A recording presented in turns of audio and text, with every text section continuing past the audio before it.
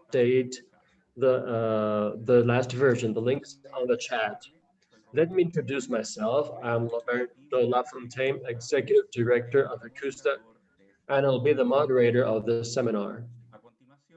Now, I will introduce our guest to this seminar.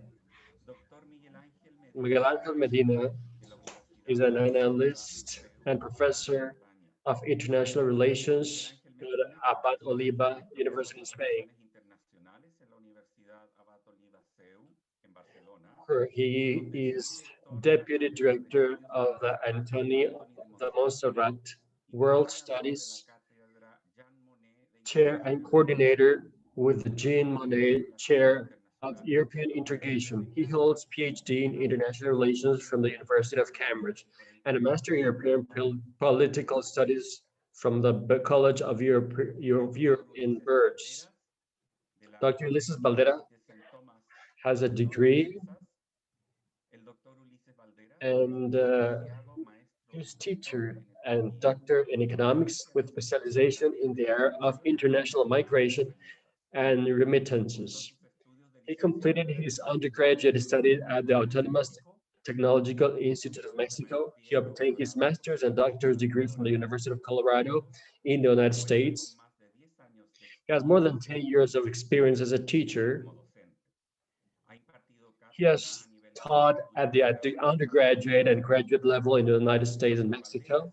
Dr. Balderas currently serves as an associate professor at the Santo Tomás University Center for International Studies in Houston, Texas. And he is in charge of the Directorate of the Study Abroad Program and Latin American Studies Program.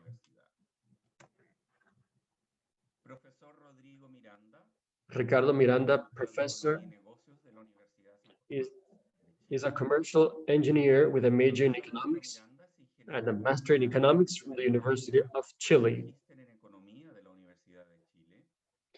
He currently works as an economist for the National Productivity Commission, participated in projects related to the measurement of national productivity and productivity in sectors such as mining, education, health, construction, and various projects.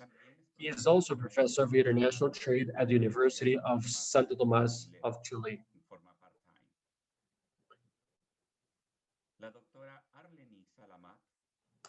Dr. Arlenie Salamat from University of Santo Tomás, Philippines, a recent graduate of Master of Liberal Arts, specializing in government studies and international relations from Harvard University, with a thesis focused on the Philippines' foreign policy of non-economic joint initiatives with China in the context of the 2016 The Hague arbitration ruling on the South China Sea dispute between the two countries. A college instructor since 2011 and currently a faculty member of the Department of Political Science of the University of Santo Tomás, Philippines. Professor Alejandra Torres, Universidad del Norte University of Argentina. Professor of History, graduated from the Faculty of Philosophy and Letters of the National University of Tucumán. Mastered in International Relations by the Faculty of Law of the University with a thesis of profiles of Argentine foreign policy in the New Times of Democracy. From 2005 to present, assistant professor in the Cátedra of Foreign Policy and Regional Integration Process in the career of Political Sciences of the Faculty of Legal, Political and Social Sciences of the Northern Santo Tomás de Aquino University. Each panelist will have 15 minutes to present their analysis. We invite you to write your questions in the chat.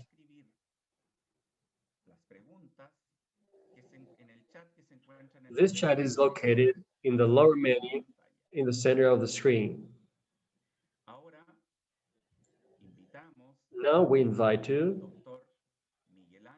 Dr. Miguel Ángel Medina of Abat Oliva University.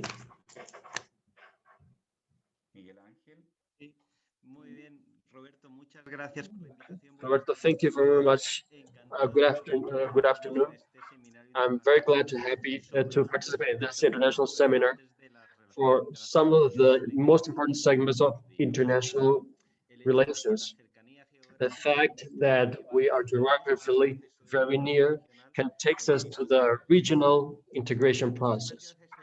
Thank you very much to ICUSTA and to the University of Santo Tomás for the invitation. From Barcelona University, we say thank you. I will try in these 15 minutes to tell you briefly about one of the phrases that define the most. In 1991, when OTAN had troops in the Atlantic Sea, at that time he couldn't agree in what to do of what was going on in the Balkans in Yugoslavia. The first Minister of Belgium, Marx Eiskens, he said, well, what are we? Are we a giant economica? We mean that we are a small military war? Well, I think I use this with our students because it is very important to say that it shows some characteristics of the European Union with a very important economic component, with a political integration, and with an appendix of military security that it's getting stronger, but it's not the most important aspect that shows the regional integration. This phrase said 29 years ago, and we talked about Roberto about this issue. I said this phrase is very good to talk about integration, political integration and economics integration of the European countries. And I would like to answer these questions. Are we still the giant economic in the Europe, or as a small war military speaking? First of all, the Europeans, we always talk about the European Union, but this is the spaces of integration. And I'd say, for example, Mercosur, and there's so many information that represent this integration. And the Europeans, we forget sometimes what is integration and what kind of actor in the world is the European Union. We are 27 countries already. And this presentation, I used it to generate of this year, but we are already 27, not 28. We are 442 millions of people. We are the largest interior market in the world in history. But we must also think that the integration is very related with the type of actor the European Union is in the world.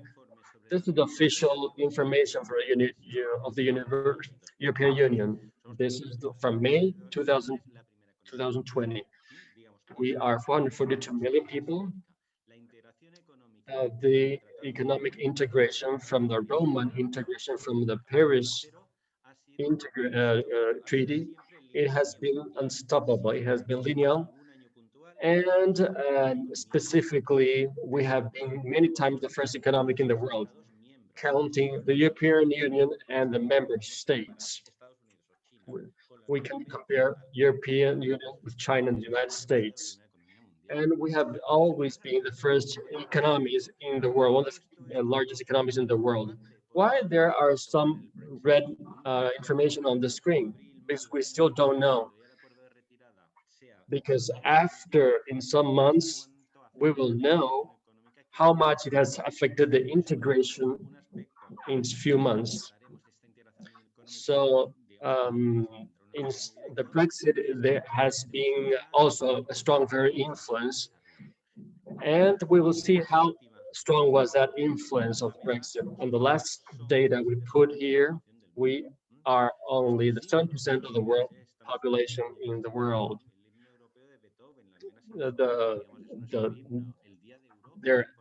anthems, their human declaration, the Europe, the European Union, and the flag, and and in the and that means the flag means unity for the European Union. 442 millions. Well, if we compare that, we are very small speaking, and we are 442 million, not 508 anymore. France is the largest one, but it is a small country compared to the world. We will see here that the information, does not always have the integration with the European Union. The European Union, with like a giant economic center, it is the only regional space in the world that partially has got a economic union. The monetary union is full. Spain, France, Italy, we have a sovereignty that represents the Europe. So the economic union, it is a very important aspect of this. The economic part of this union, still has to be developed. The political politics, the fiscal politics, the social security, the pensions, this part of the economic integration, it has not reached its zenith, the highest point, but we are working on it. We have the common market, the interior market in the 90s, and we have, as you can see in the graphic, the integration is each time more complex and more integrated, so it is more deep. So the first question, know about it. We are still an economical giant. Politically speaking, why can we say that we are very small politically speaking? I would say that each time less, because there's a difference in their aspects. I'm sorry.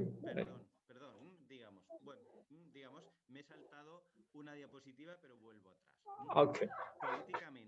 Politically speaking, why can we say that the European Union, it is no longer a small political war like the 90s? Here we have some of the important lines of the European integration in history. In the 50s, it is formed because of the economic needs. Uh, the economic growth in the 60s is very great. The first growing community in the 70s, the French enlargement, and this enlargement is complements with the South Europe enlargement as well before the fall of Berlin Wall. So in all this time, the political evolution is very hard. The economic integration is very linear, very fast, but the politically speaking, it is not very integrated. We have to wait the integration of the European Union in 1990s so that this economic giant, it does, so it becomes a larger political speaking and a larger region military speaking. We have the cooperation in many aspects. We have the creation of the European Union as a global part, as a unit entity, historical in cooperation, unique in the world. We have the enlargement of 2004 to 2009. We can say there are two important aspects.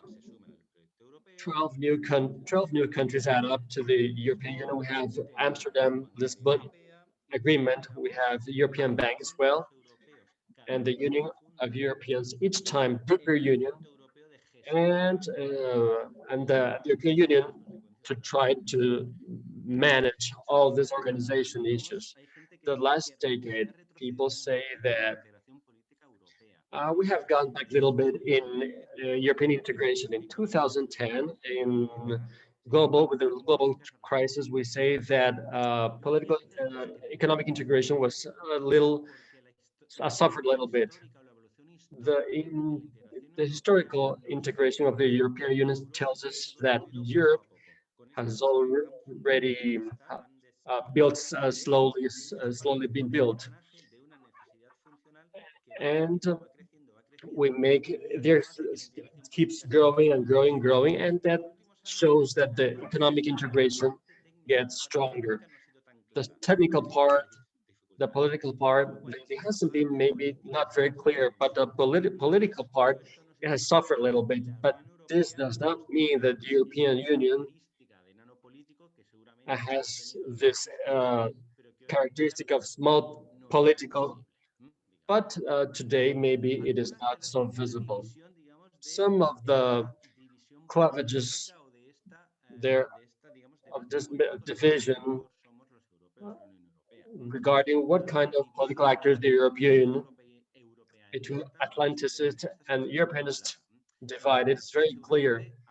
The Brexit will accept this division, and it is one of the largest lines of the division that we have in Europe. And the second one, the big versus small member states, it goes from small states add up, and the way they relate to each other. In security is very clear, in foreign policy is very clear, like the struggle against the immigration politics, and it is very clear the fight between the small and the big ones. 27 historic priorities. It is gathered because there are each time there are more political politics for everyone. So all member states, they agree. For example, the money, the education, all aspects makes that is each time more difficult to have coordination, but we are on the way. So is Turkey in Europe? That is another matter. What is to be European? Is Serbia Europe? These questions the European Union. So what kind of actors are we in the world? The neutrality versus multilateralism. What kind of actors we want to build between everybody? What kind of integration, political integration needs the European Union? Generally, the institutions, one of the important parts of European Union, it means sometimes the Brusselsization of institutions. So the excessive Brusselsization of the European Union and the excessive institutionalization, it is an aspect that can go against of this geopolitical integration. Why do I put these questions? The difference of the integration. We can talk about the political part of the European Union. And there wasn't this debate in many of these aspects. So the political part, if there is a discussion, how many sovereignty we have to give to Brussels because we want to be part of the European Union. Military war, we are not at all a military war. I can show you the military activities that we have. We have 16 different military activities. We have developed also 30 military activities for maintaining peace. United Nations has developed 71, and Nortel has developed 16. So we are not a political war. And we won't have a strong a European military, but we are not a military war anymore. We are the largest experiment of integration in history. The common market, the integration of all areas of our life. As a Spanish, 80% of the decisions that affect me, from the quality of the water that I drink And if I, for example, pay, how much do I pay for this? Do I have to pay for this phone? Brussels defines it. Second, a war with Europe, it's unthinkable. War between us, it's unthinkable. France and Spain is impossible. We go to war with each other, it's impossible. The internal market is a success. We have no borders between us. And the ones who participate in Schengen, we don't have inner borders. So the political integration is very, very large. Globally speaking, this combination of the economical giant that we are with this growing economical and political makes us that we are very prepared for globalization, and also with the institutions and the United Nations, the Europeans, we can decide a lot. The Brexit impact. Next year, if we do this honor, we can say a little bit more about it, because still we don't have the impact it has on us. So to finish, a giant economic, yes, we are, but a little bit less because the Brexit has affected us. We're politically speaking, we are in the middle. We are not anymore military war. We are not a military organization, but we are not a small military. So I finished this, and I'm ready to answer any questions. And I thank you once more, the University of Santo Tomás, for this opportunity. Muchas gracias, Miguel Ángel. Muy interesante tu exposición y nos da una visión de lo que es, sin duda alguna, la Unión Europea en este minuto. Quiero dejar con ustedes ahora. Thank you, and the University of Santo Tomás, Ulyses Balderas of Houston, Texas. Ulyses, thank you very much. Please continue. Thank you very much, Roberto, for the invitation. A pleasure to share these moments with you and with my colleagues Miguel, Ángel, Rodrigo, Alejandra, and Arlenie, and other institutions. Congratulations for the initiative, and with a lot of enthusiasm to participating and supporting of all these events.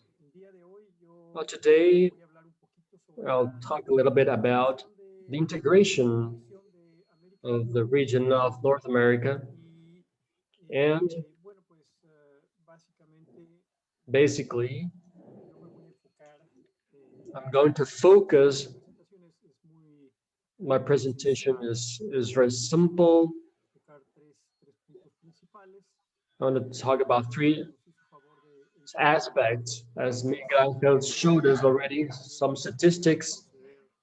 I am going to show also to position the region. I'm going to talk a little bit about maybe the reasons to be optimistic, and other reasons to be a little bit more cautious. And as a region, evidently, we are very far away from Europe related with integration. We are the steps we've taken economically, commercially speaking, and I'm going to focus on the second part of the free trade agreement with North America that started in 1994 and lasted 24 years, right? With the negotiations and this new treaty in Spanish, or USMCA in English. So I'm going to tell you some news about this, about how this integrated, and Where are we headed? Where are we headed with this integration? So, and to try to answer the question. So a little bit to share the statistics. Due to the regions of North America, it is composed by 3 countries, Canada, Mexico, and the United States.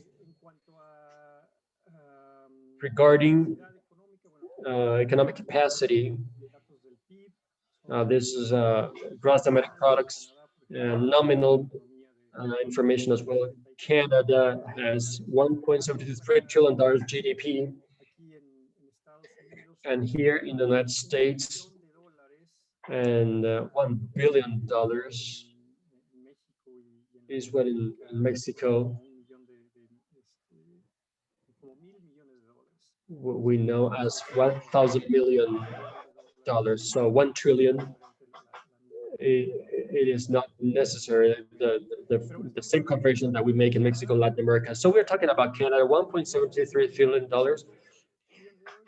Mexico 1.25 GDP, and of course the largest economy in the world is the United States with 21.37 trillion of GDP.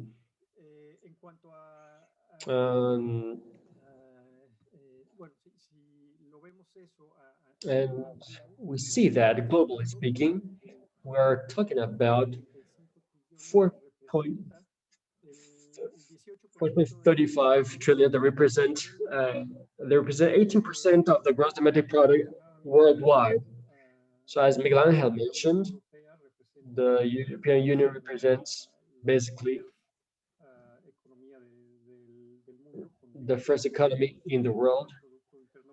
Of the 24% of the GDP of the world, North America evidently comes second economically speaking. We are talking about a region, a very important region in economic capacity. The information about populations, Canada 37 million, Mexico 127 million, United States approximately 328 million, which gives us a total approximately of 492 million people. And if we compare it with the European Union, before Brexit, as Miguel Ángel said,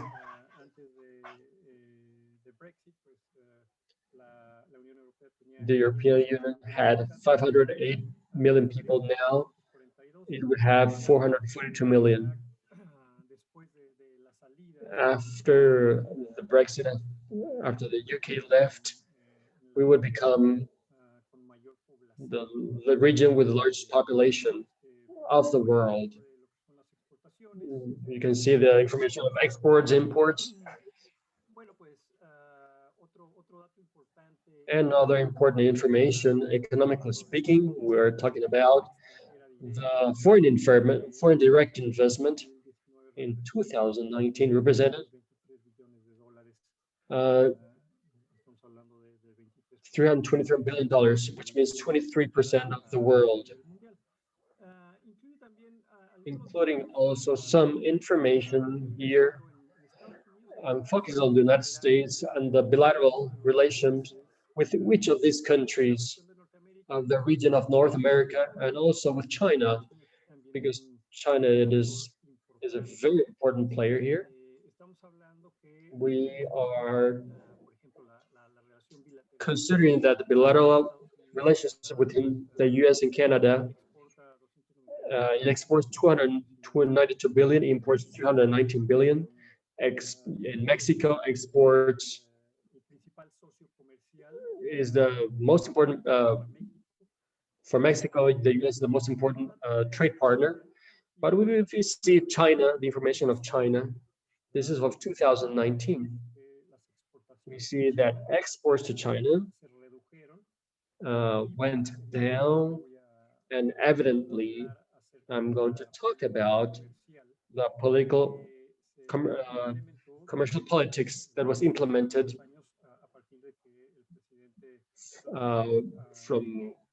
starting from when Trump started to be president.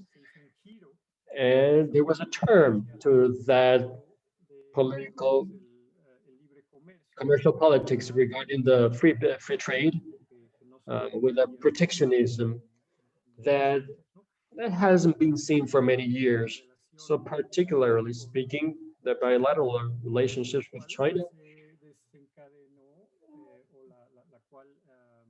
which started this trade war between the two countries, in which one of the countries that benefited the most was Mexico, because the export in 2019 increased.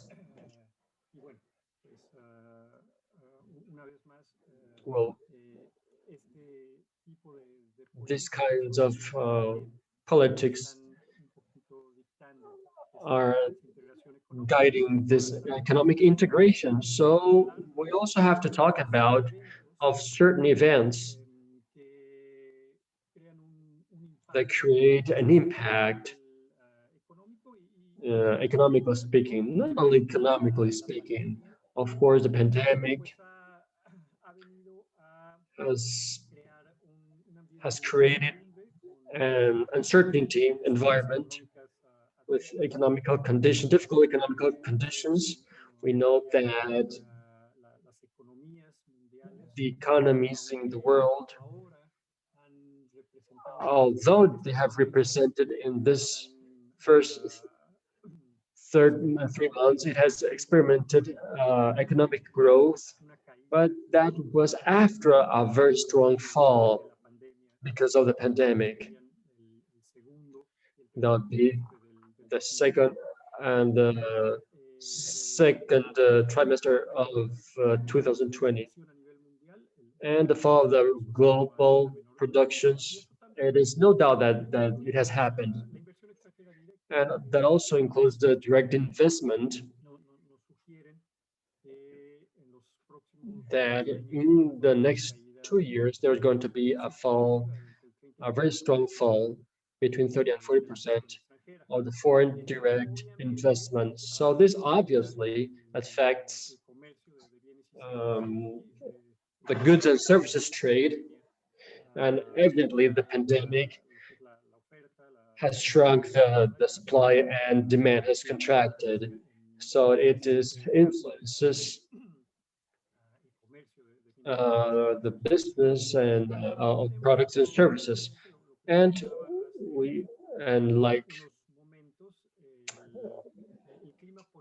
the economic and political climate and the economic politics it has developed in the last years from Trump president has started to take charge, but it's evidently has started to move that way of doing business is more protectionist right now. The Brexit is also in some way affecting us because it's not only the US that has given a turn, but other countries have also reconsidered that economic integration that was promoted before. Regarding other aspects of economic and trade, I'm going to focus a little bit about the relationship between Mexico and the United States, because there will always exist the issue of migration and evidently the issue of security. So those are problems. There's a long-term problems that hasn't been resolved yet. So we come back to the politics of, for example, during Trump administration, that has been very clear of zero tolerance politics regarding frontier borders, closing frontiers, and the war against narco traffic and drugs. It hasn't been able to, so there hasn't been very clear improvements. In these moments, we have to mention would be the result of the elections here in the US. Evidently, it has announced that Joe Biden won the elections, but the President Trump does not accept it, and he wants to change that. And evidently, there is still some uncertainty regarding all these issues, for example, of migration, and if Biden showed also in favor in having migration politics, and obviously he has also made declarations that one of his main part that is attacking all the related with the pandemic. It has this pandemic has affected also the migration, has had impact on security as well, and regarding the drug trade, it has had effects also. We have to keep monitoring that very closely. The economical integration that we have in the region, we have to say that the new signing of free trade agreement between the three countries, okay, from last July, it is already functioning. It has very adverse environment, but we could sign this agreement. It was successfully signed, and it is a very progressive agreement that includes many issues that before it has never been being talked before, like environment, production, anti-corruption, e-commerce, and also regarding small and medium enterprises, labor dispute resolutions as well, and another chapter regarding macroeconomic policy, best practices, and the legal framework. It is already set to continue that economic integration. I showed before, as Miguel has showed before, this regarding the Brexit. We're going to see that in the next months, the impact in the next months. The region of North America can be the most important because that obviously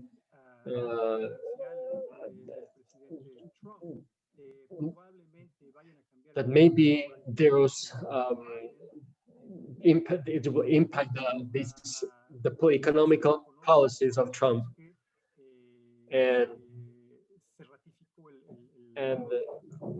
this treaty was ratified, and there are opportunities of integration, as I said before, and we have the legal framework for that, but does not guarantees the success of that integration. And we have this agreement of North American agreement, but after 26 years, this agreement starting in 1994, January 1st, 1994, but there was a flaw in those. This agreement had some problems, but there was, of course, increase of exports, but there were still some flaws.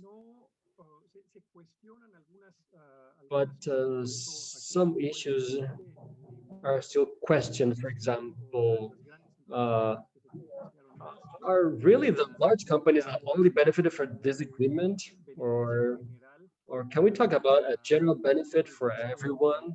for the rest of the economy, for the small and medium companies as well. And what happens with the income distribution? Those are issues that are very important to bring to the table, not only to increment exports and business, but also that in the increase of business, that it will have an economic, a positive impact in the GDP, that in the future can reach the majority of the population. So evidently, we continue with all those issues, the issue with migration, the security. Those are very complex issues that are necessary simply to solve. But these integrations of North America is going well, but it is still very far away to be like the European Union, and it doubt very much that it will happen one day. But because there are too many differences, economically speaking. Mexico and the United States are economically very different. And there are other factors as well. So with all these subjects, I think they would be very interesting. Maybe Miguel Ángel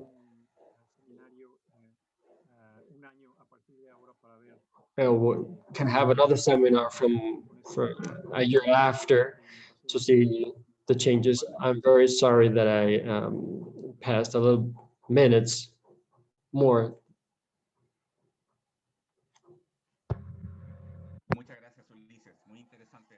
Thank you very much, Ulyses. It is very interesting, the vision of North American integration in the last years. It is very complex, but also having a vision to the future.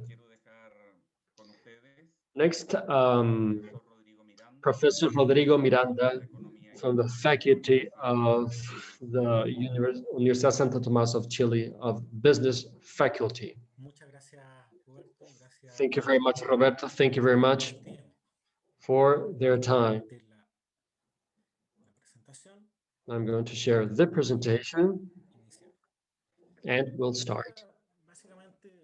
Today, basically, what I'm going to tell you is the experience of Chile with the free trade agreements.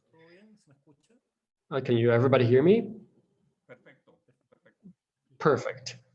Okay. And to see how has been the experience of Chile, almost 30 years of experience with free trade agreements with all the whole world, and it is, and it's a good idea to have a balance of how has it worked out, how's going this agreements.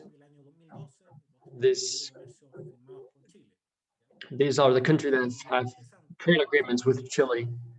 So there's a very interesting pattern here. You have many important agreements with the main economies in the world.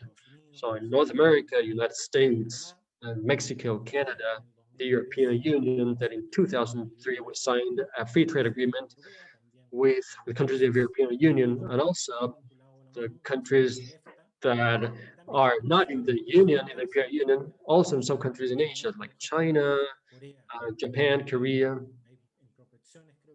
So we signed another one with India, Australia, and New Zealand. These last two as part of what was there would be the Trans-Pacific Treaty. And so it has started with also with a beginning of Trump administration. Before going, the first in 1993, Chile signed the first free trade agreement.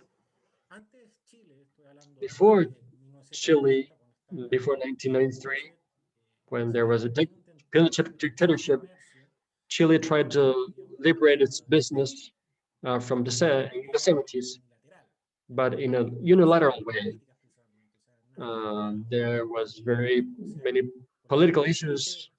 There was easy to negotiate because of the human rights, etc.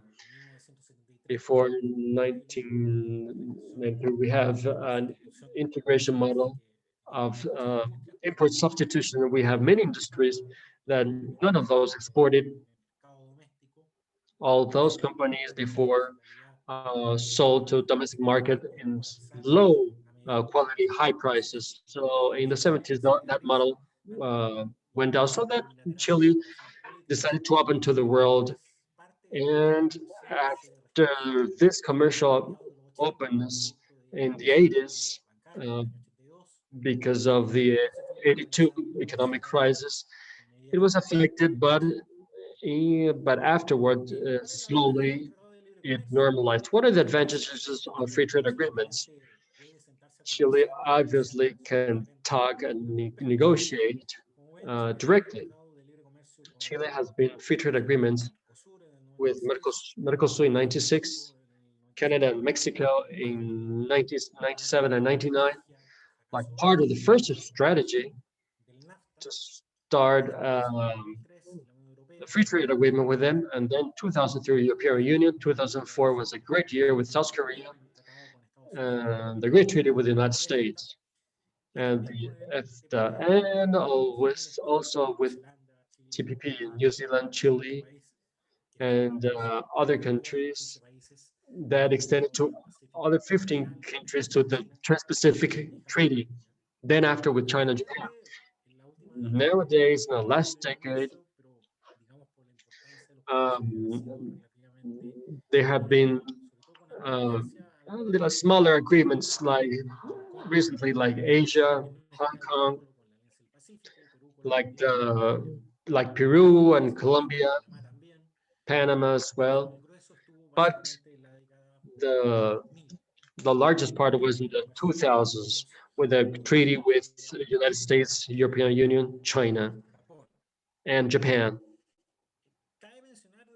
Okay, it is important to say that the difference with other countries, Chile has a very particular conditions. Chile is relatively away from the center of world economic. So it is a little far away from European Union, Asia. Chile has important transportation costs, for example. And there are many differences in the way we import and export, and that means transportation costs is very important. And there is also sometimes differences in import chains, so that the economic trade agreements, it is very important too, so that Chile could develop itself. We have free trade agreements with 80% of the global GDP, which means 76% of the Chilean exports. So it is very, very positive. So it is. So what is interesting right now with this trade agreement is that it does not mean we have more exports, more varied goods, and we have more intensity of our products like wines, and we have new destinies as well. This is very interesting because it complements with the evidence that we have made other commercial efforts for example, with Chile, there's another organization that has helped also with the exports, and we reach already to new markets. The diversification that showed the free trade agreements, it has helped us to diversify the destinations of our exports. Most to Asia Pacific, China, Japan. An interesting example is that what happened with China. not only we export with more copper because of the electrical development in China, but also fruits. For example, cherry, that we export Chilean cherry to China. And after the COVID pandemic,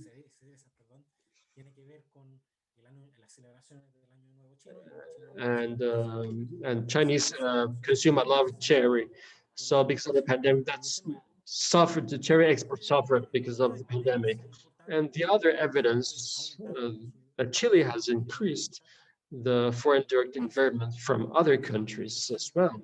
For the copper production, for example, it has increased very much the private copper production from other companies, investment from other companies as well. And Antofagasta production has 20% of the Chilean production, is the largest private copper mine in the world.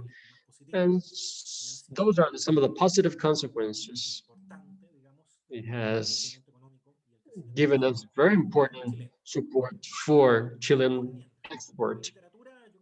So what does the literature say, the book say?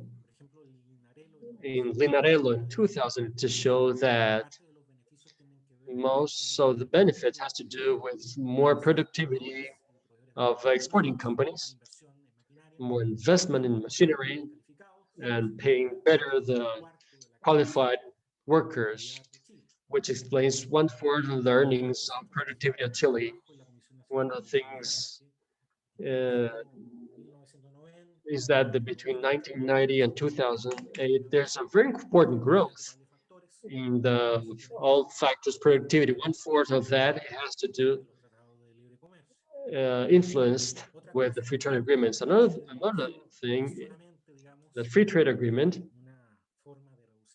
it is not only a way to reduce taxes, but also to include institutional clauses, for example, property rights, protecting foreign investment. And one of the things that has happened in 2020, the evidence is the foreign trade agreement of Chile, protecting also the intellectual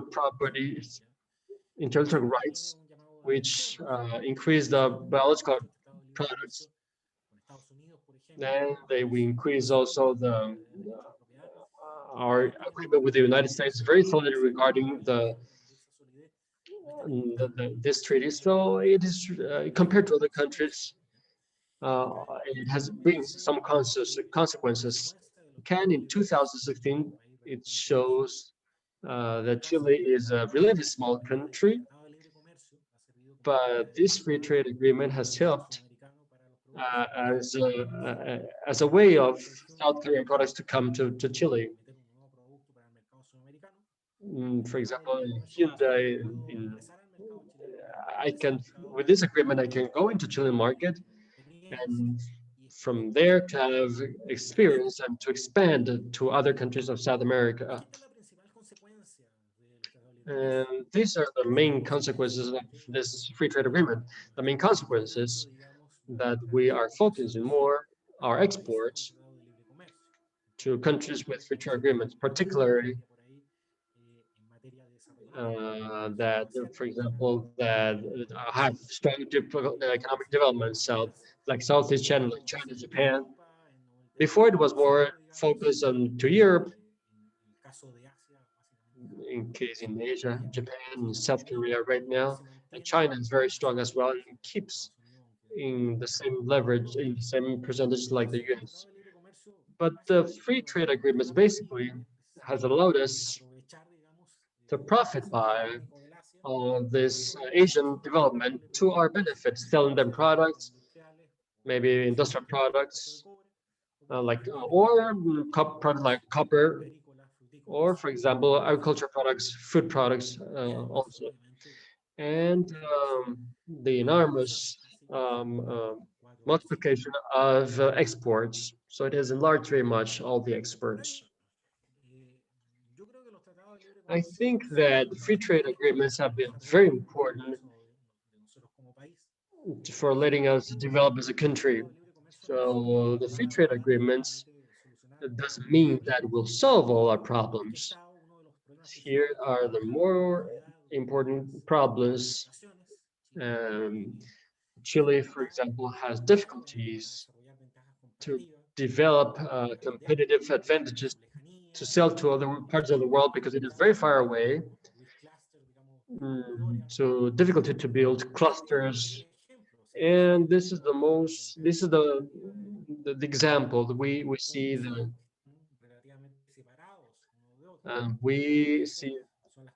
they're relatively far from each other. And in Chile, although the free trade agreements, they're still very hard to us to build comparative advantages. So, and as an example, Chile has from 2005 development politics for suppliers and to profit by and develop all the mining and to say to the world that Chile does not only export copper but other mining products as well. But it has been very hard to us because the political developments, the policy hasn't been enough. The policy to develop suppliers, it is not enough. So the investment is not enough for all those suppliers. So it is not as realistic as it would like to be.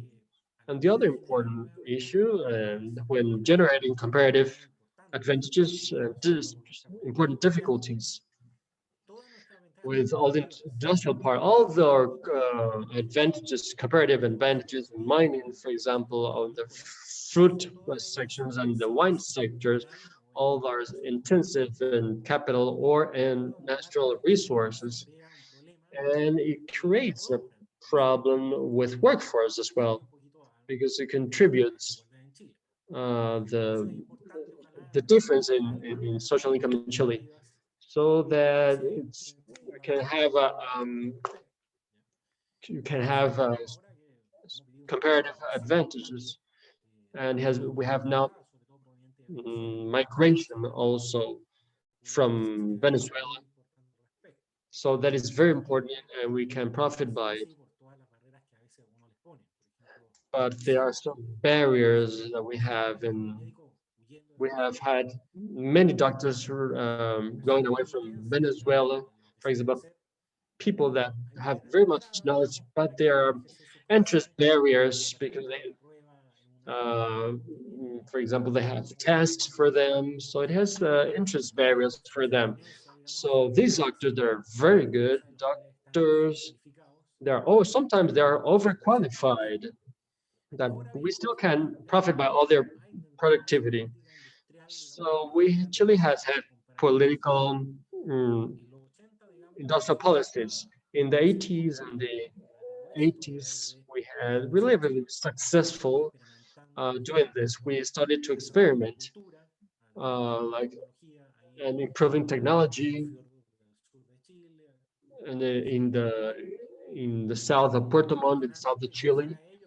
And thanks to them, Chile could become in salmon production, and the frozen salmon to the South Florida markets. Chile also tried to replicate this with the Mars company in San Antonio, with a foreign investment in Chile, to install also container factory, like you can see in the picture, that required qualified workforce. Of course, having before training, and at first it thought it would be a great idea to have the development to all these cooperatives and to have an inclusive way, but unfortunately it failed in the laborly part, because we didn't produce the part that we thought. So it's supposed 15,000 containers, but we only produced 3,000. But workforce quality, Chile has to solve that as well. And basic mathematics, we still have to improve that a lot. And also the education quality, it has not improved about it. Another challenge is the competence level. Many companies, for example, that want to invest in Chile, that, for example, they want to invest in foreign companies, they complain that Chilean workforce, it is not very qualified. And additional to that, it is really speaking comparing with other countries like Southeast Asia. So not only competitive speaking, the workforce, but the education quality, it is an obstacle as well. So the other one is competitiveness. We want to increase exports, we have to increase imports and the foreign investment also from companies that are in Chile. But competition in the internal market in Chile is not very high. But for example, there are interest barriers to some markets. To include, for free trade agreements, it has been necessary for Chile's growth, but there's still much to do.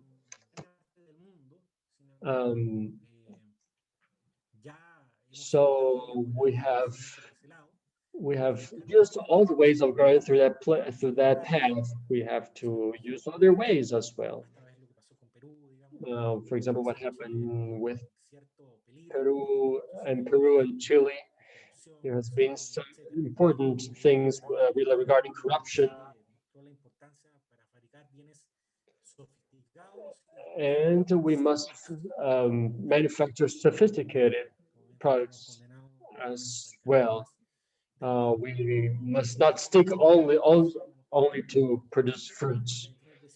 So in 2014, we started to manufacture goods and in regional ways. In regionals, we have business with Argentina, and we still have to do many things to have better comparative advantages. We have to have, for example, better comparative advantages like mining. It has been efforts, but not very large ones. For example, the city of Talca is an association with the University of Talca to develop comparatively speaking relating to packing of berries but there's still not enough. We need scaling. And the other thing is that the development of infrastructure, and yes, we have to improve infrastructure in ports and roads, but we still have lots to do. All the north region of the north, like Atacama,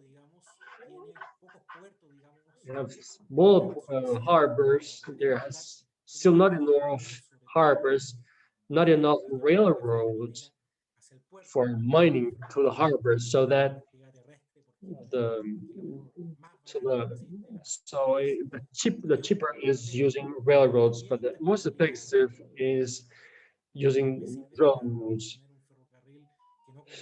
But we have to have an integration that can combine with each other, so that they can. So we must develop that. So we have some important references here.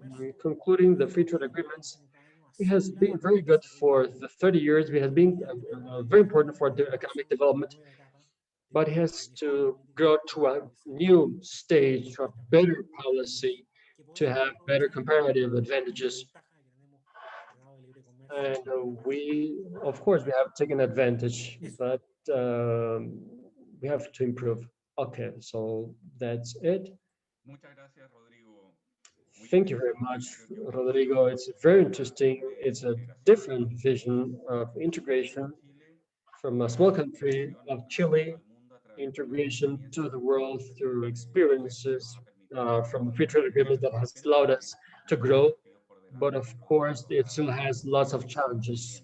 And Rodrigo has told us very clearly. Thank you very much, Rodrigo, for your presentation. Now, Dr. Arlenie Salamat from the University Santo Tomás of Philippines.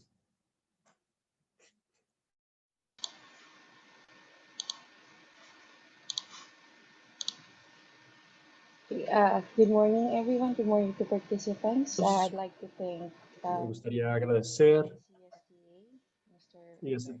al señor Roberto por darme la invitación y al Departamento de Ciencias y para este emprendimiento, para este seminario. Entonces estaría hablando la integración europea.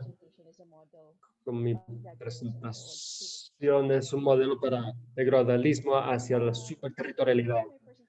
Para tener una visión de esta presentación,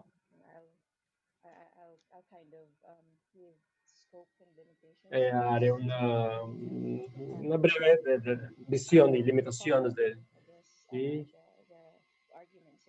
continuaremos a hablar sobre algunos argumentos y continuar haciendo la presentación. Entonces, mi presentación voy a hablar sobre estos términos que incorpore mi título, que es gradualismo y superterritorialidad, y sobre los argumentos que lo definen estos términos. Y después, aparte del gradualismo, estamos hablando del proceso de integración europea. Es un proceso en sí mismo. Las uniones y ser un miembro de esto, y supongo que hay argumentos para justificar esta integración. Está llevándose a cabo de manera gradual y el gradualismo es una evolución de la comunidad de carbón y el acero. Están trabajando dentro de la Unión Europea y el superterritorialidad fue una idea prestada de Scholz, de la globalización. También presté este concepto por Robert Cooper, relacionado con el modelo para este sistema. Entonces este modelo refleja muchas ideas de un sistema internacional postmoderno. Entonces daré una visión de todo lo que es aquí la Unión Europea y sus números, y ilustrarlo. Superterritorialidad en la Unión Europea. Y presentar algunos argumentos y análisis que cubren más preguntas que respuestas. Bueno, esto va a ser una presentación no técnica. Yo no soy tan especialista pero mi presentación no incluye muchos datos. Y bueno, Brexit no está considerado. La siguiente discusión es un asunto lógicamente muy importante que está pasando, algo muy técnico también en la Unión Europea, que incluye Brexit en la presentación, porque es una parte específica que yo creo que es lo que estoy tratando de presentar justamente, presentar acá.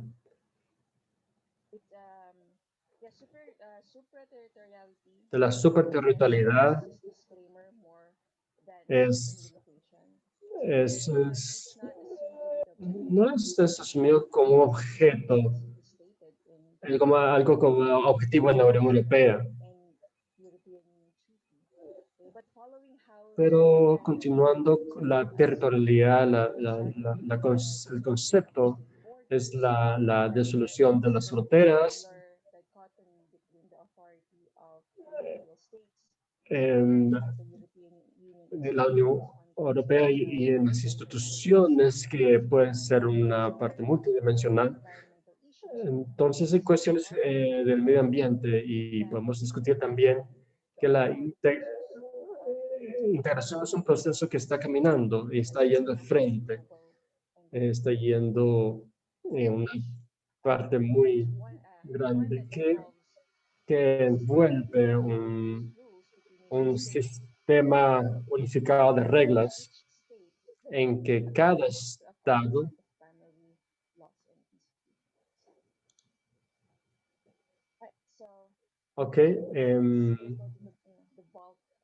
vamos a tratar sobre la presentación que voy a hablar es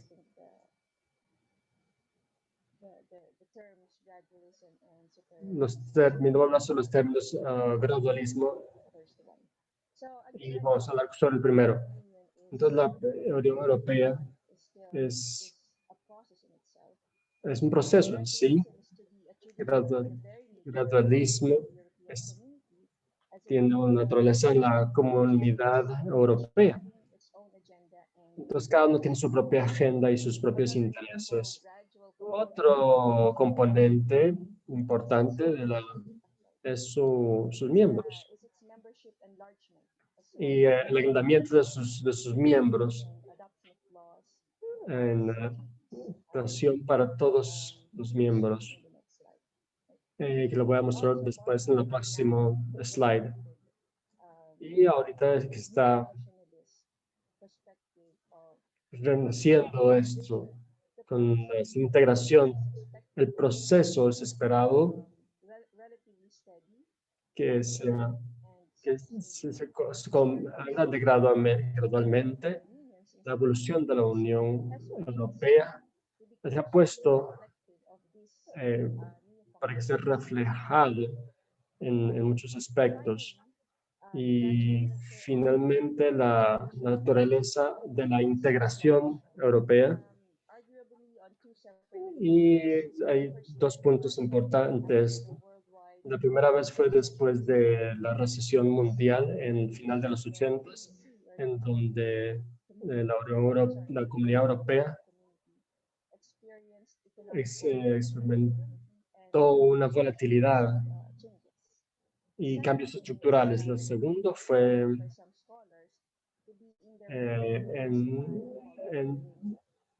después del caída del muro de Berlín, después de los 90s, el establecimiento formal de la Unión Europea en 1991.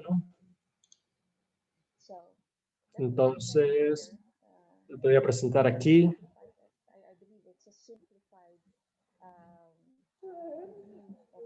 Un resumen simplificado de la presentación de la Unión Europea, en la ampliación de la Unión Europea. La integración, el proceso de integración de la Unión Europea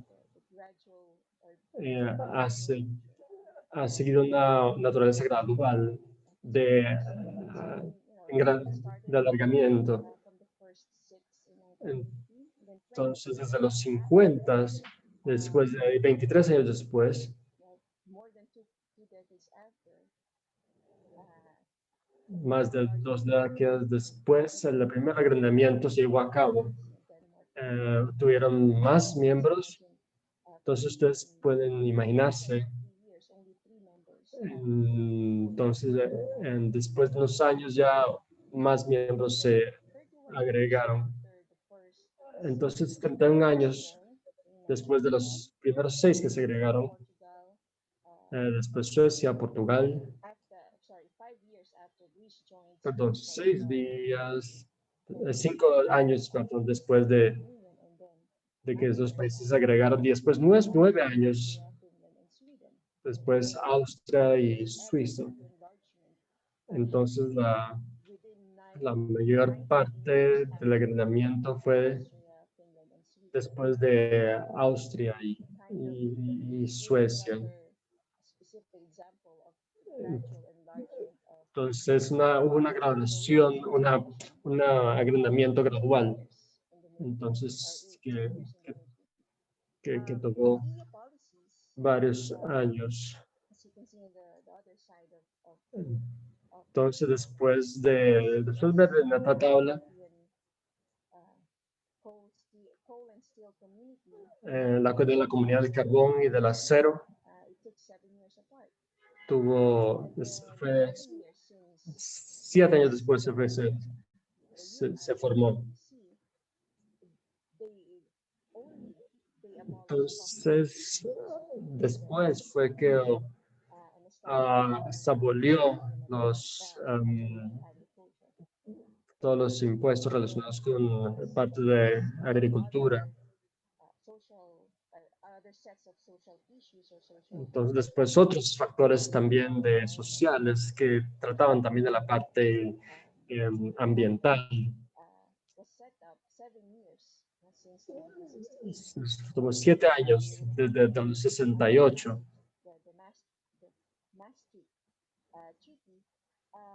Después del Maastricht, después del Tratado de Maastricht, después de 16 años, después de un grupo significativo de políticas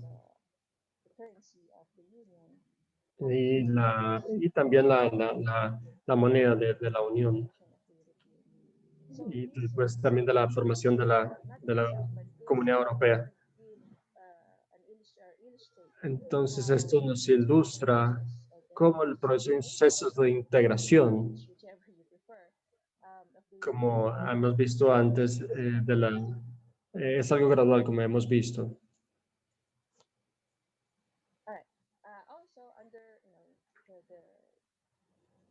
También la característica de unas características es la aceptación de la forma de aplicación para ser parte de la Unión Europea. Entonces, hay una forma de evaluación también para ser parte. Entonces esta forma es algo que requiere grandes cambios estructurales para cualquier país. Entonces, cualquier país que quiera aplicar para ser miembro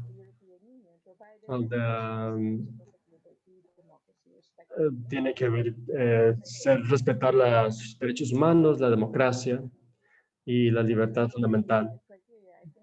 Bajo la criterio de Copenhague, los miembros tienen que ser claros. Los nuevos miembros tienen que tener instituciones estables que respeten la democracia, los derechos humanos, respeten la protección de minorías, una economía funcional que tenga competitividad. Y el último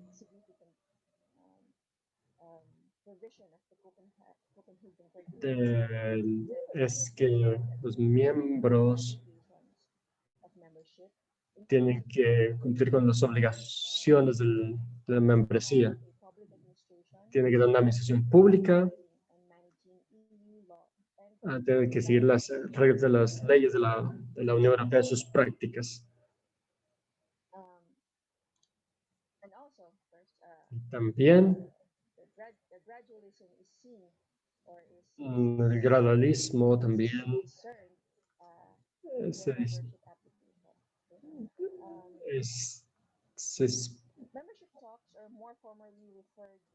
los miembros es más formalmente referido como negociaciones de accesión.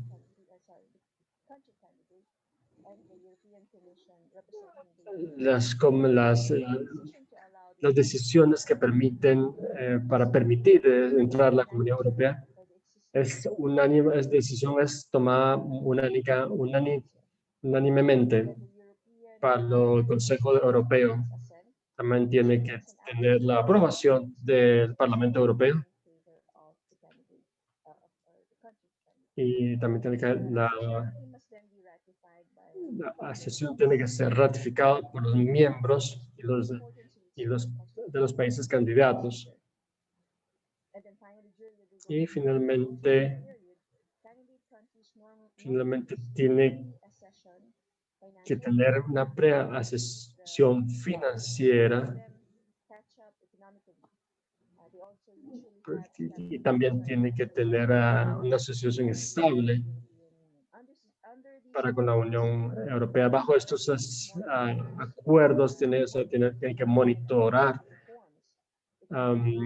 las reformas administrativas y económicas para que tengan las condiciones para entrar a la Unión Europea. Entonces, nuevamente necesita,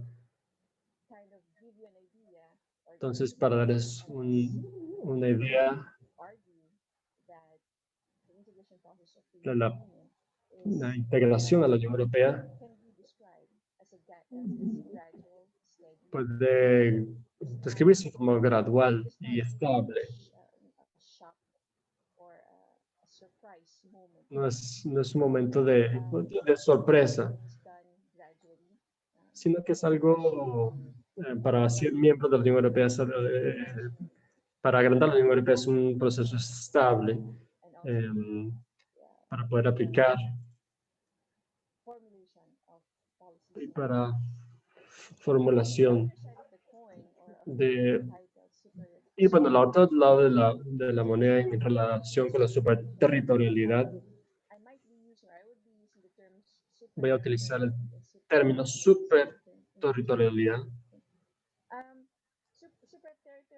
Y la superterritorialidad es un concepto usado para describir globalización. Es uno de los conceptos que uso cuando yo enseño mundo contemporáneo para mis estudiantes y me encontré con este término superterritorialidad de Schultz. Entonces, este concepto de Schultz muestra que la evolución de los estados de jurisdicción y también o expansión de la institucionalidad también es muy posible. Los términos son muy utilizados. Entonces, también en relación con el concepto de Robert Cooper del negocio, el sistema internacional postmoderno. Es una entidad que representa una corporación de instituciones y estados basados en modelos tales como gobernanza multinivel. Y es visible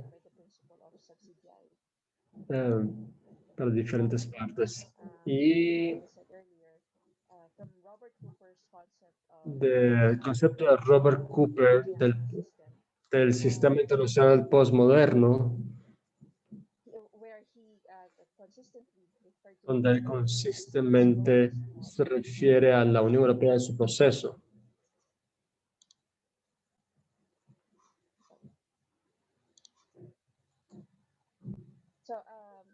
Entonces, de acuerdo a Cooper, es un sistema, es interferencia mutua en asuntos internos, en relación con distinción en asuntos exteriores. Y él asegura que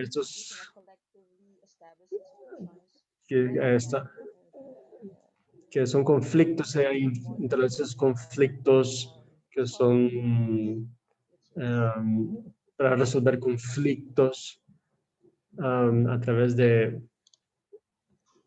confrontaciones militares. Los otros aspectos de superterritorialidad que les quería presentar en la entonces, perdón, la connotación de superterritorialidad y supernacionalismo, viendo con objetivo para el beneficio de sus miembros. Entonces,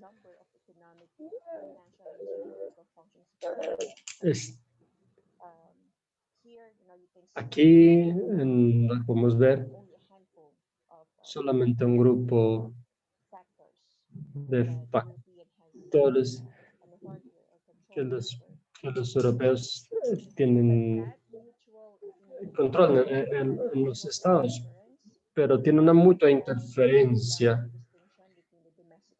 en asuntos exteriores y en la erosión de la unión de los estados. Y también evidente en asuntos multidimensionales también.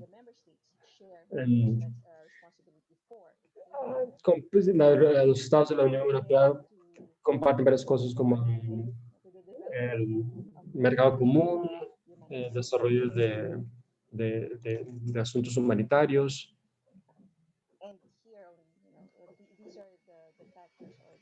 Aquí estos son los factores o industrias en que los estados que tienen un rol importante para estas responsabilidades para los estados.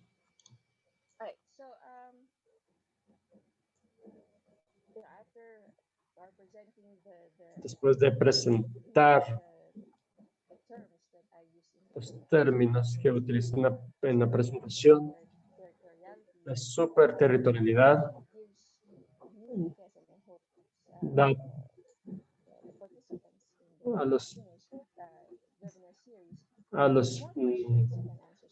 las personas participantes de los webinars más preguntas que respuestas, porque son muchos aspectos que hay que hablar, no solo, como dije, sí, es un proceso de integración, son cambios institucionales, cambios que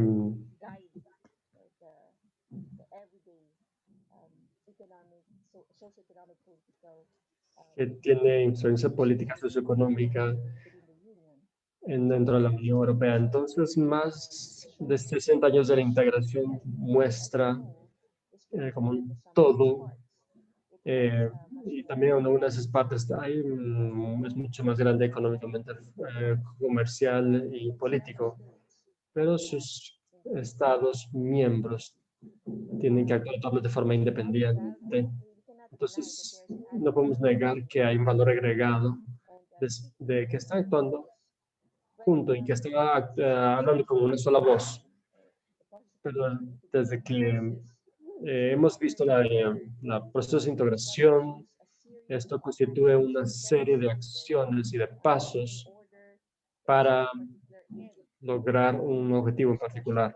Entonces, la primera pregunta es, ¿cuál es ese objetivo para la Unión Europea? Porque dado que están llevando este proceso gradual de integración de procesos. Pero ¿cuál es el objetivo?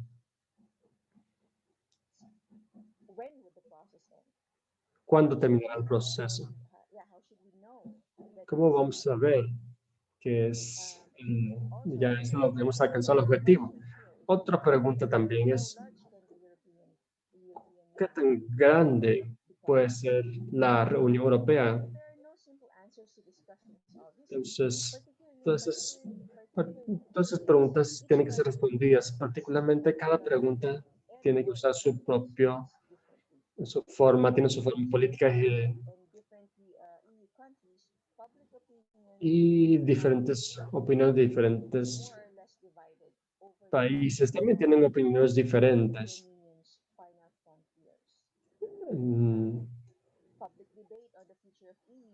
Entonces, el debate público del futuro de la Comunidad Europea es que muchos europeos están preocupados de que si las fronteras deberían ser abiertas.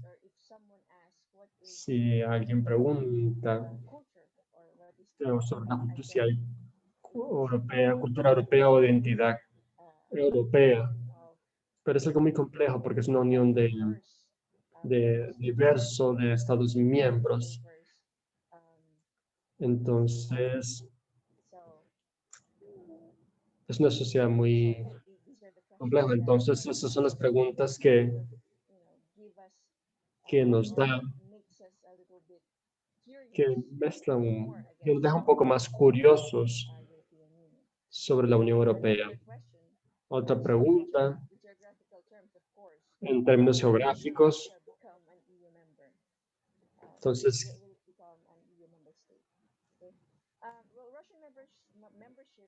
si Rusia va a convertirse en un miembro.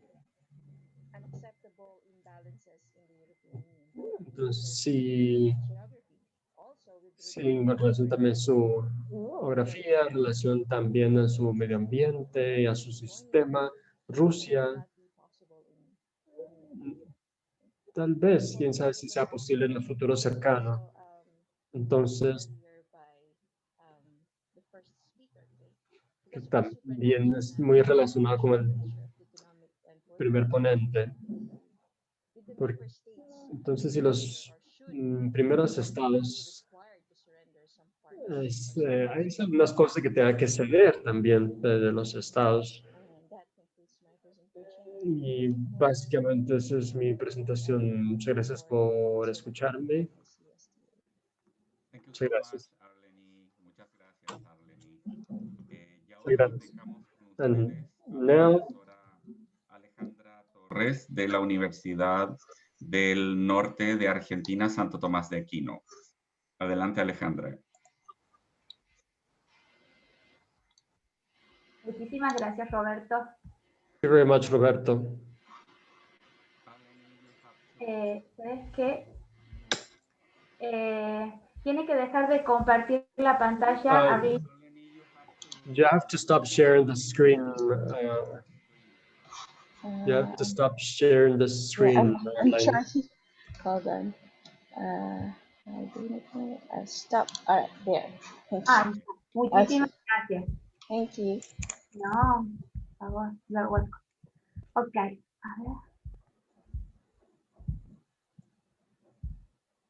Perdón. Ay, no, bueno. Ahí está. Listo. Bueno, muchísimas gracias. Thank you very much. Es una alegría inmensa poder participar hoy acá. I'm very happy to share with you con this event.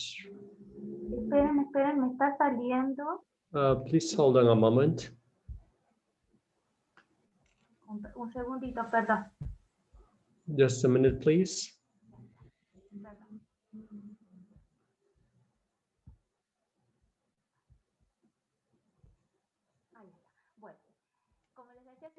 Okay, as I told you before, I'm very happy to participate with you this morning with colleagues of different parts of the world and to be able to listen to different situations of the different integration process of different parts of the world. And now, and to prepare this lecture, and I made it very happily.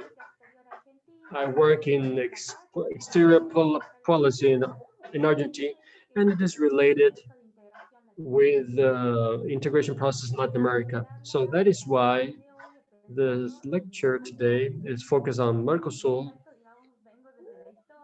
and comes from history I'll do a historic introduction to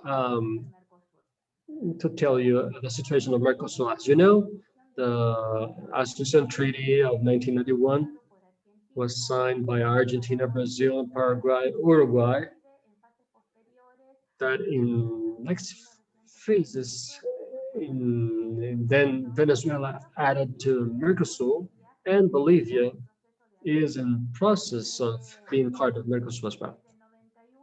From 1991 to now, in this 3 decades of integration, it has had different governments. From different governments, it has gone through different stages of getting closer, to having dealing with different difficulties in the process and moments of many conflicts. But if we think the idea of integration, Latin American integration, it is a very exclusive. It is not very exclusive of the 20th century, but we can think that the next process of integration, it was already in the minds of academics, politicians of the 19th century.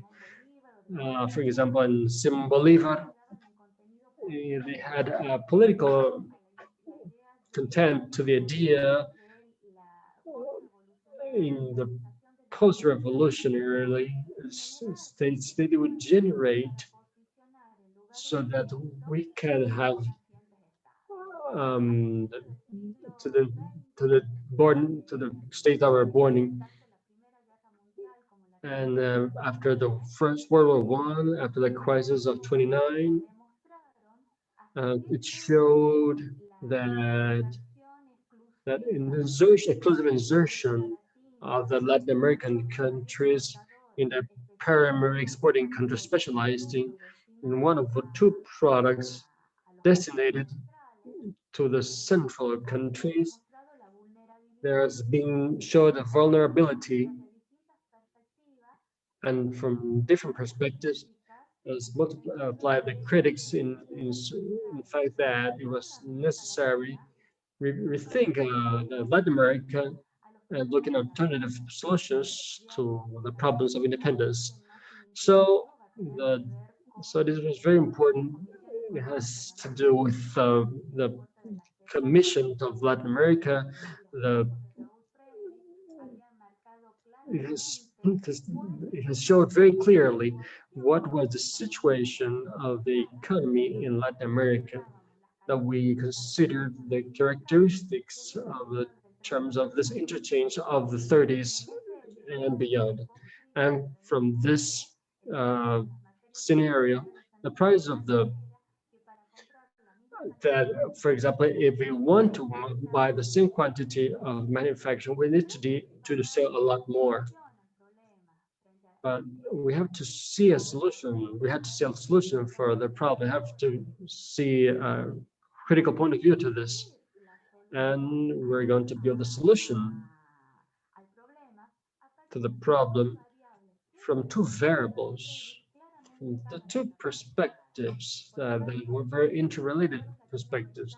From the Latin American traits, they go into this industrialization process. And on the other hand, this industrialization didn't have to be isolated in the small national unities, but on the contrary, you have to articulate it in the process of integration, regional integration, as kind of medieval fortress in the way to generate an interchange of products and significantly to the region, and to advance to be more competitive and improving the categories, importing manufacturers that it was better than the primary models, exporting models. The influences, the arriving of different executives to the Latin American countries, for especially Argentina and Brazil, will come that in the 1960 would born the first organization for the first Latin American integration process, of the Free Trade Association. It is born in 1960 with the intention to constitute in 12 years, like Feliz Peña, an Argentina scholar that worked for this integration.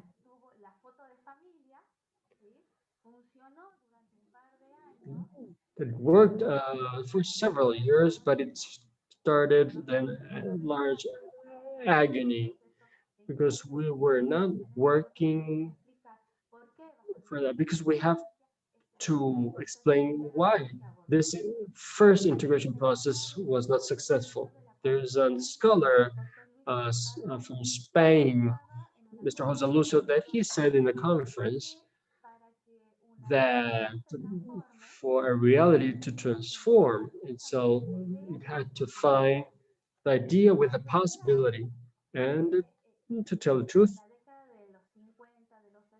in the 50s, in the 60s, the studies of Latin America related to the integration process, they multiplied themselves in politics and international relations.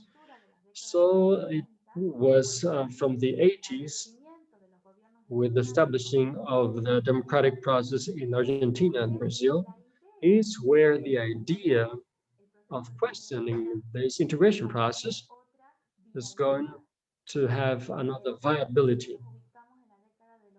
We look at ourselves in the 80s, the arrival of Argentina and in Brazil, and Argentina, Jose Arneo, is going to have a approximate process based on different circumstances of different issues that has to be with the national reality, with regional reality,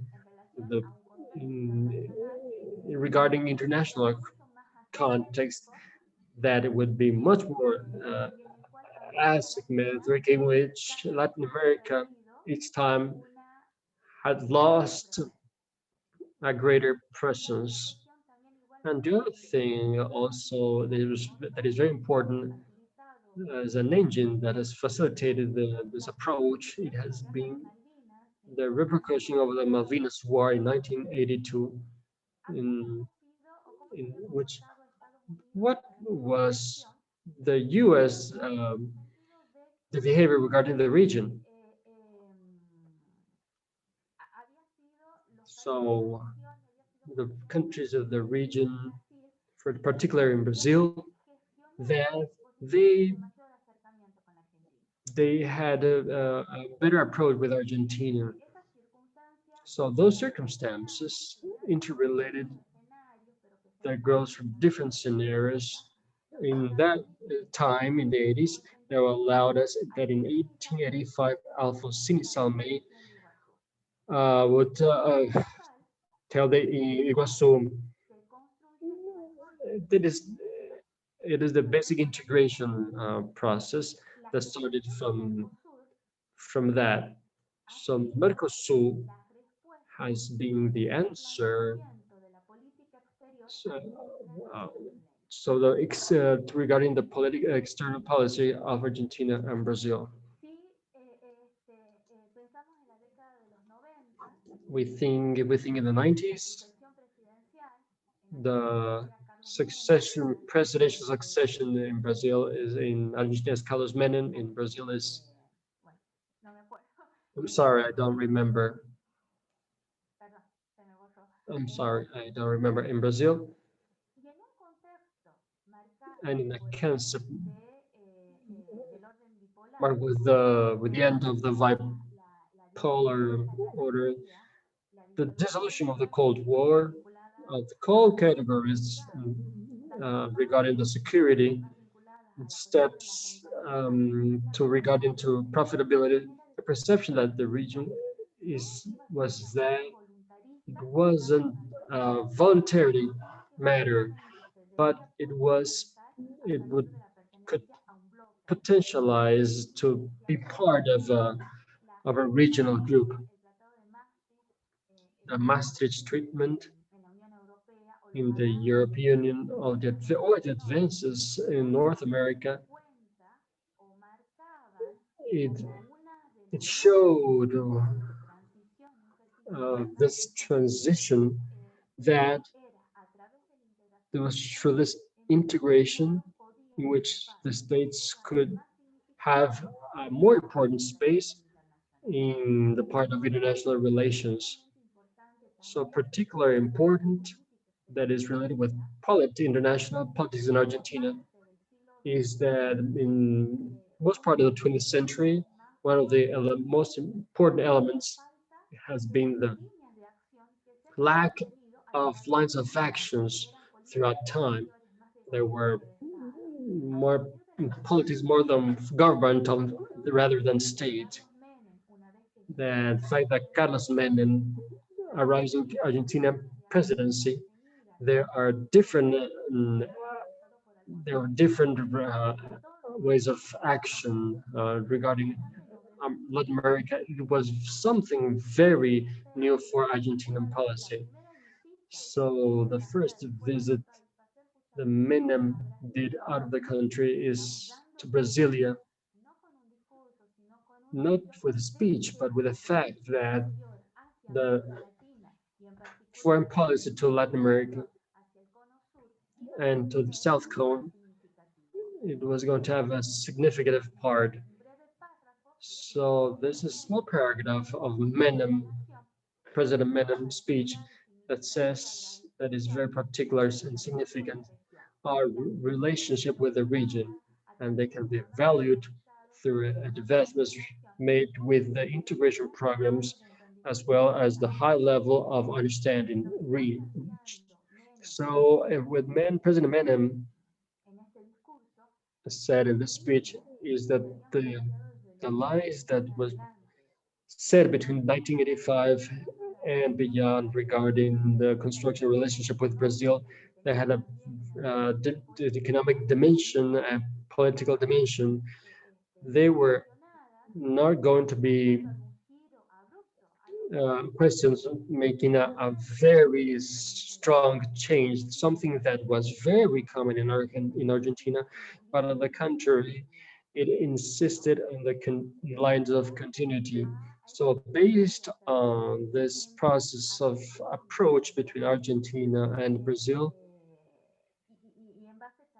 and based on the negotiations that we have of the first years of the President Menem government, there we talked about the possibility of having a major systematization integration process. In the last process, we insisted in the integration process. But for example, we take what kind of integration in which we are talking about. For example, in speech of last stage, any process of approach of countries in Latin America that could imply to improve to a larger goal, to have an integration space for all of us. So in that context, bipolar concept in which there's a view and regarding the insertion of national blocks, the process, it is systematized from the Assumption Treaty in 1991, in which besides Argentina and Brazil, it's going to add up also Paraguay and Uruguay, two countries in which Argentina and Brazil also had important relationships.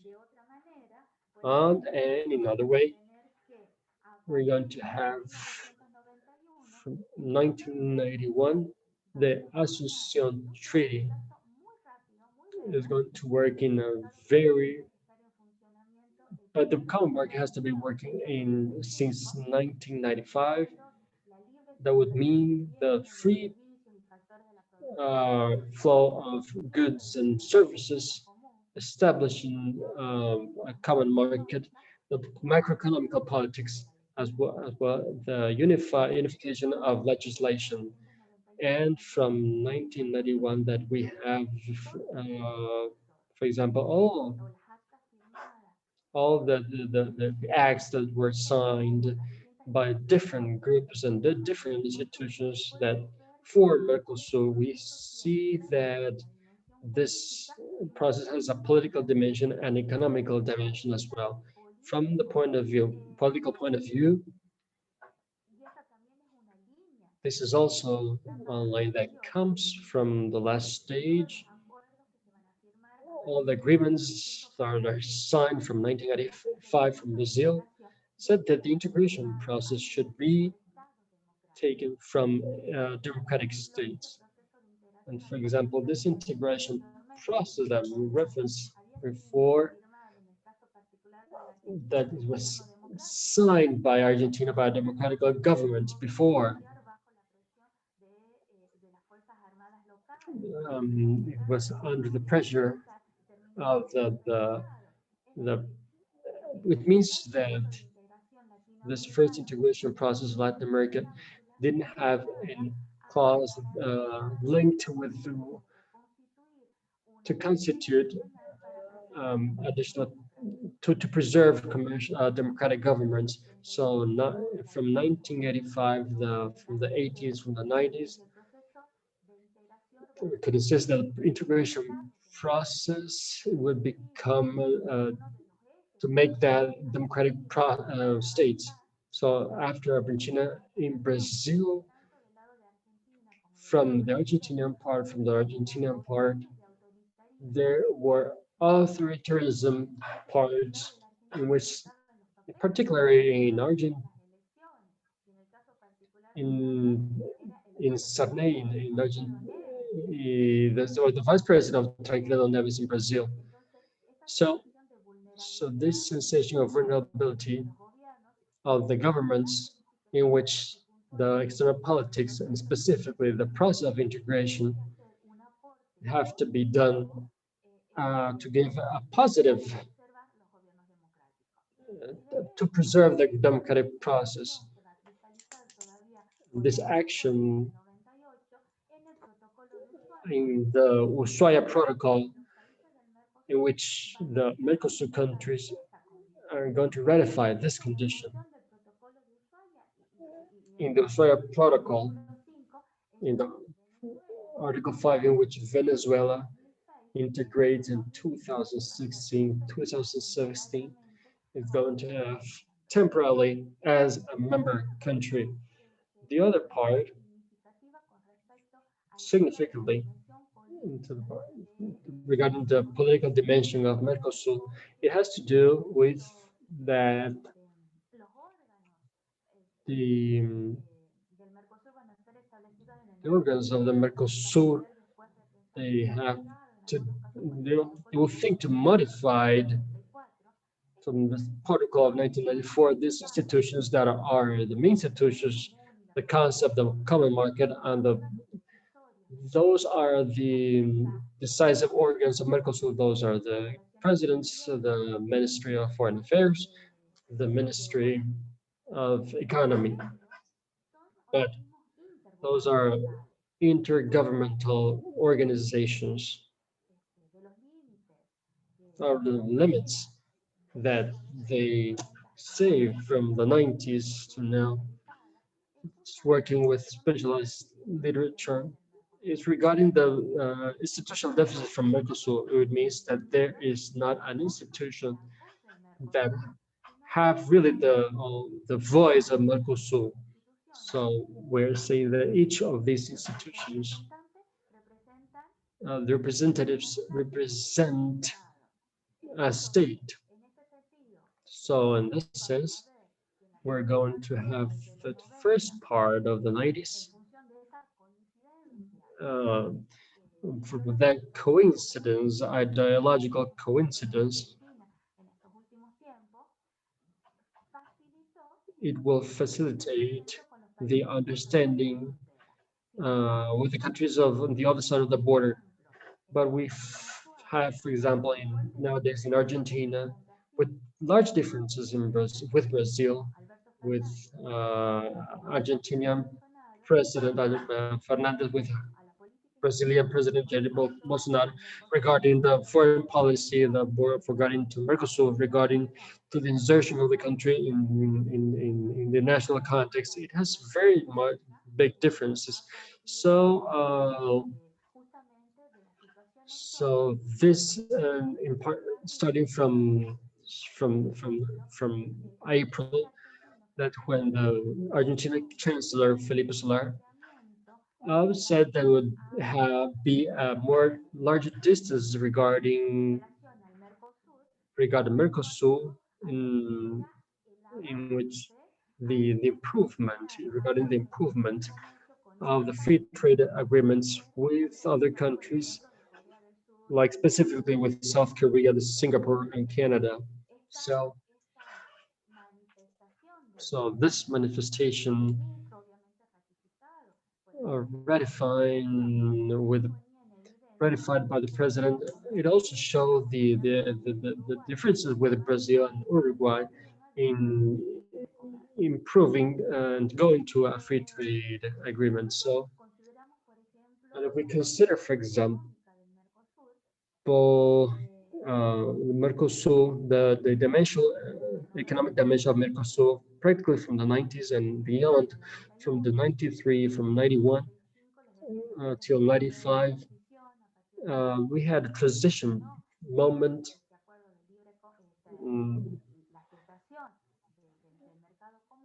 There was the main act would be the commercial part, and though in most part of the 20th century, Argentinian business was much more focused on this region, out of the region than in the region.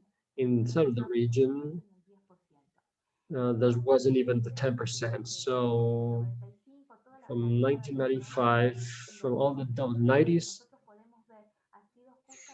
could see the growing of business and to the elimination of taxes, and also a common tax. From the 90s to now, it is a growing in business. It has been marked with a series of characteristics. In first place, it has been very focused on Argentina, Brazil, and the members of Mercosur, Paraguay, and Uruguay has been a little bit out, because that has generated very much discussion, because there has been many protests to surpass this issue, because the idea of integration, starting from conceptualization of what authors say that those are voluntary agreements to solve common difficulties. The position of Uruguay and Paraguay was that the process definitely was made for the larger members like Argentina and Brazil. Would think that we have some information here from Rosario's from business information, that, for example, the most part of the exports out of the Mercosur is going to start in Brazil, although Argentina and Brazil are very important members. The Brazilian economy and the Brazilian weight in the bloc is very important. Most part of the exports of the Mercosur comes from Brazil. We have other things that we talked about, that we talked in the other presentations, like the pandemic has been starting to tension all the relationships in and out, with the fall of productivity, and it's a world very much more protectionist world, and also is meant to affect Mercosur countries. So the economy in these countries So there was a fall of economic growth in many countries. So in Argentina, we have now crisis, inflation crisis, related with generating the commercial private problems that hasn't been solved from other decades. So related with questions how the pandemic is going to affect Mercosur in each of the countries of the region. There's a question that clearly is we're going to have another country in the measure that we have. Other question that interesting from Mercosur is the projection, the regional projection in the international projection of Mercosur. And regarding the Asunción Treaty, it was for all countries from ALADI. ALADI is like integration, very large integration process that starts in the 80s. That it comes to substitute ALADI, in which the Asunción Treaty in the countries member of ALADI could administrate the countries with the bloc. So in which Chile, Colombia, Ecuador, and Peru in the process of also the countries that are going to add up, like Bolivia. Another chapter has to do with the closing and the bridges that are building with the European Union from 1992.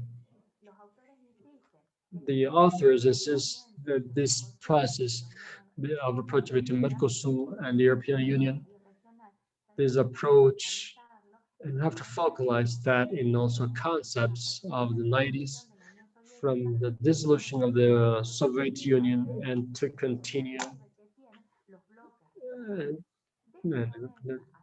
from the 90s. From now, the negotiation has gone through different steps and with very limited parts, and we have not been able to go through. And recently, in next year, in 2019, concluded negotiations.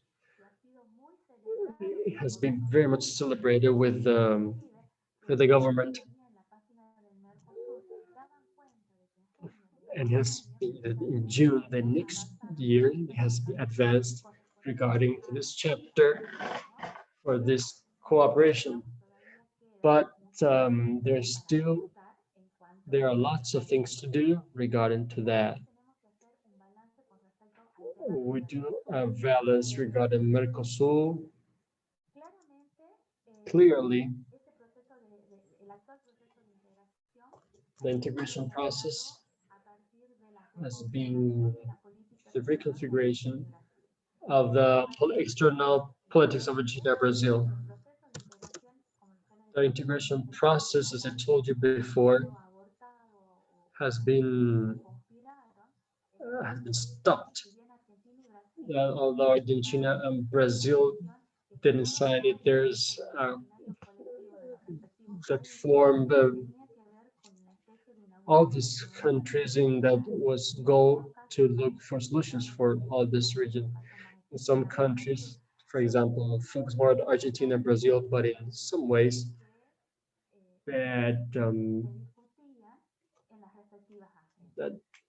so each country had their own agenda. So the crisis of the 80s has been for Argentina a way to rethink in a very important way in the place where Argentina has into the international market. It meant to have very clear actions that Argentina is a country of Latin America. So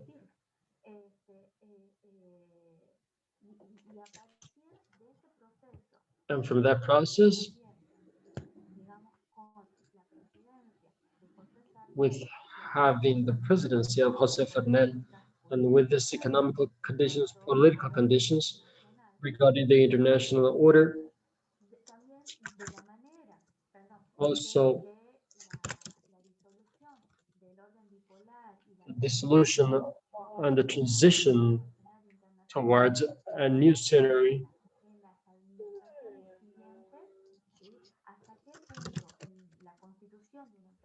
To what point to maximize the conditions in the region,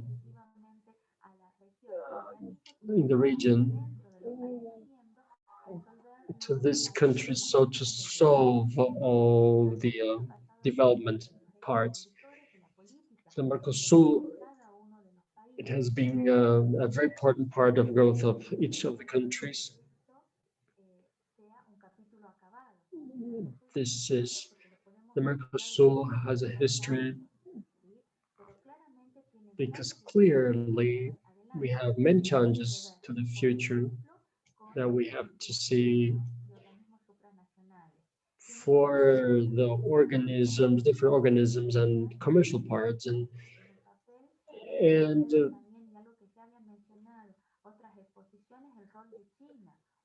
for example, China has a lot to do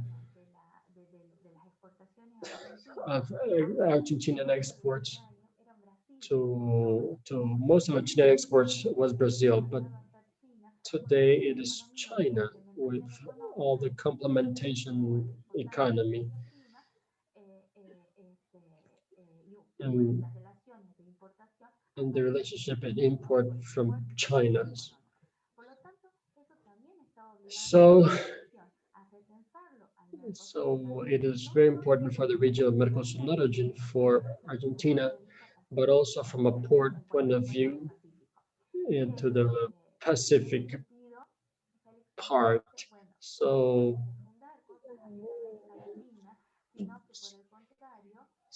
we should rethink with to nowadays coordinate so to guarantee all the constitution that is in all this. Thank you very much for everybody, and thank you so that we can listen to all the presentations. Thank you very much, Alejandra. I'm very happy with the experiences that we could share today. We surpassed a lot more. I think the enthusiasm, the knowledge of the presentations today, we don't have time to make the questions.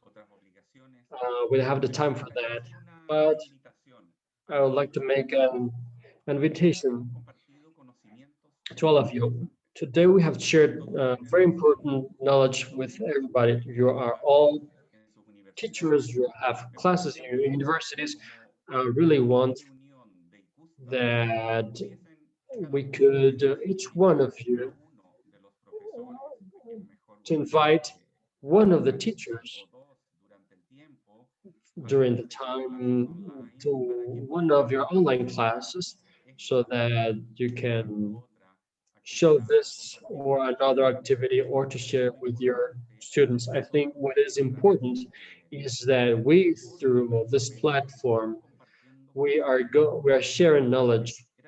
Before it was very complicated. We had to travel. We had to have resources to do that. Now we have the possibility to be near. We have the possibility to share knowledge, generate knowledge together, and to put our students in contact. That's what I wanted to invite you. I'm going to send you the presentation to everyone, to think each one of you to your emails so that you can also share with the teachers and maybe to have some research. I don't know, but what has resulted very well is to invite the professor to participate in the class so that the students see another knowledge, another vision. So that is important that today we can we can have from this seminar. Thank you very much, Arlenie. Thank you very much, Alejandra. Thank you very much, Miguel, Rodrigo. Thank you very much, Ulyses, that had to leave because he had another appointment. I want to thank especially to Naudi, has been and our interpreter, and interpreting from English to Spanish, Spanish to English. Thank you very much.